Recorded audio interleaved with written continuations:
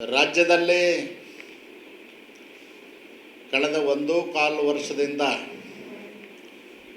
ಸಿದ್ದರಾಮಯ್ಯನವರ ನೇತೃತ್ವದ ಕಾಂಗ್ರೆಸ್ ಸರ್ಕಾರದ ಆಡಳಿತ ಸರಿಗಿಲ್ಲ,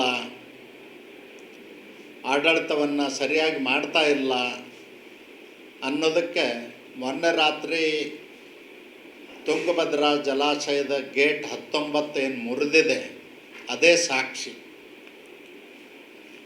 ಈ ಸರ್ಕಾರ ಅಧಿಕಾರಕ್ಕೆ ಬಂದ ಮೇಲೆ ಭಾಳ ಮಹತ್ವದ ಇಲಾಖೆ ನೀರಾವರಿ ಇಲಾಖೆಗೆ ಒಬ್ಬ ಪೂರ್ಣಾವಧಿ ಮಂತ್ರಿಯನ್ನು ನೇಮಕ ಮಾಡಬೇಕಾಗಿತ್ತು. ಈಗಿರ್ತಕ್ಕಂಥವರು ಪಾರ್ಟ್ ಟೈಮ್ ನೀರಾವರಿ ಮಂತ್ರಿಗಳು. ಅವರು ಆಡಳಿತಕ್ಕಿಂತಲೂ ಹೆಚ್ಚು ರಾಜಕಾರಣಕ್ಕೆ ಒತ್ತು ಕೊಡಬೇಕಾದಂಥ ಸ್ಥಿತಿ ಅವ್ರಿಗಿದೆ. ಅವರು ರಾಜ್ಯದ ಅಧ್ಯಕ್ಷರಾಗಿ ಮತ್ತು ಎಲ್ಲೆಲ್ಲಿ ದೇಶದಲ್ಲಿ ಕಾಂಗ್ರೆಸ್ ಆಡಳಿತ ನಡೀತಾ ಇದೆ ಆ ರಾಜ್ಯಗಳಲ್ಲಿ ಮತ್ತು ದೇಶದಲ್ಲಿ ಬರ್ತಕ್ಕಂಥ ಚುನಾವಣೆಗಳಿಗೆ ಅವರು ಹೆಚ್ಚು ಮಹತ್ವವನ್ನು ಕೊಡಬೇಕಾಗಿದೆ, ಆ ಕಡೆ ಓಡಾಡಬೇಕಾಗಿದೆ. ಹೀಗಾಗಿ ನೀರಾವರಿ ಇಲಾಖೆ ಅನಾಥ ಆಗಿದೆ. ಬೆಂಗಳೂರು ಯುಡಿನೂ ಅವ್ರ ಕೈಲಿದೆ. ನಾನು ಸಿದ್ದರಾಮಯ್ಯನವ್ರಿಗೆ ಹೇಳಲಿಕ್ಕೆ ಬಯಸ್ತೇನೆ, ಸನ್ಮಾನ್ಯ ಮುಖ್ಯಮಂತ್ರಿಗಳಿಗೆ, ಈಗಲಾದರೂ ಎಚ್ಚೆತ್ತುಕೊಂಡು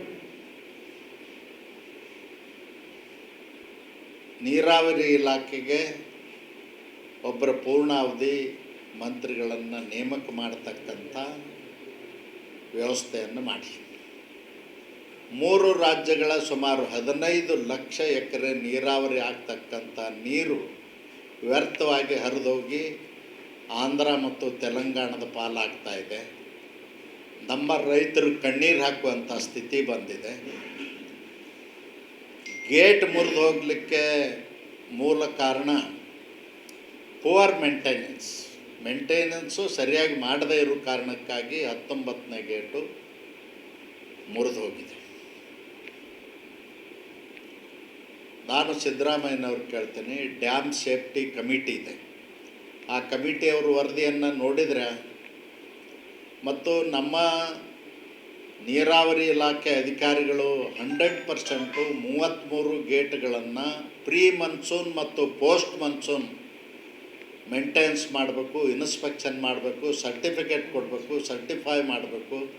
ಅದು ಯಾವುದನ್ನೂ ಕೂಡ ಮಾಡದೆ ಎಲ್ಲರೂ ಭ್ರಷ್ಟಾಚಾರದಲ್ಲಿ ಮುಳುಗಿ ಹೋದ್ರೆ ಈ ಸರ್ಕಾರ ಈ ರಾಜ್ಯದ ಜನರಿಗೆ ನ್ಯಾಯ ಕೊಡ್ತಕ್ಕಂಥ ಕೆಲಸ ಮಾಡೋದಿಲ್ಲ. ಈ ರಾಜ್ಯದ ಜನ ಕಣ್ಣೀರು ಸುರಿಸುವಂಥ ಪರಿಸ್ಥಿತಿ ಬಂದಿದೆ.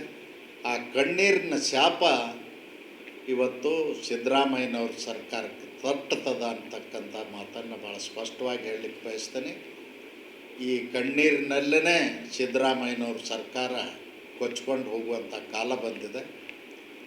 ಗೇಟ್ ಮುರಿದು ಸರ್ಕಾರಕ್ಕೊಂದು ಅಪಶಕನದ ಮುನ್ಸೂಚನೆ ನೀಡಿದೆ ಅಂತ ಹೇಳಲಿಕ್ಕೆ ಬಯಸ್ತೀನಿ. ಇಲಾಖೆ ಲೋಪ ಅನ್ಬೋದಾ ಸರ್? ಇಲಾಖೆ ಲೋಪ ಅನ್ಬೋದಾ? ನೀರಾವರಿ ಇಲಾಖೆ ಲೋಪ ಆಗಿದೆ? ಖಂಡಿತವಾಗಿ ಲೋಪದಿಂದಲೇ ಹೋಗಿದೆ. ಪ್ರೀ ಮೇಂಟೆನೆನ್ಸ್ ಮಾಡಬೇಕಾಗ್ತದೆ. ಪೋಸ್ಟ್ ಮನ್ಸೂನು ಮತ್ತು ಪ್ರೀ ಮನ್ಸೂನು ಸರ್ಟಿಫೈ ಮಾಡಬೇಕಾಗ್ತದೆ. ಡ್ಯಾಮ್ ಸೇಫ್ಟಿ ಕಮಿಟಿಗಳಿದ್ದಾವೆ, ಅವರೆಲ್ಲ ಏನು ಮಾಡ್ತಾ ಇದ್ದಾರೆ ಮತ್ತು ಅವ್ರು ಕೊಟ್ಟು ವರದಿ ಏನಾಯಿತು ನೋಡಬೇಕಲ್ಲ, ನೋಡಿಲ್ಲ. ಆ ಕಾರಣಕ್ಕಾಗಿಯೇ ಇವತ್ತು ರಾಜ್ಯದ ಜನತೆಗೆ ಅನ್ಯಾಯ ಆಗ್ತಾಯಿದೆ.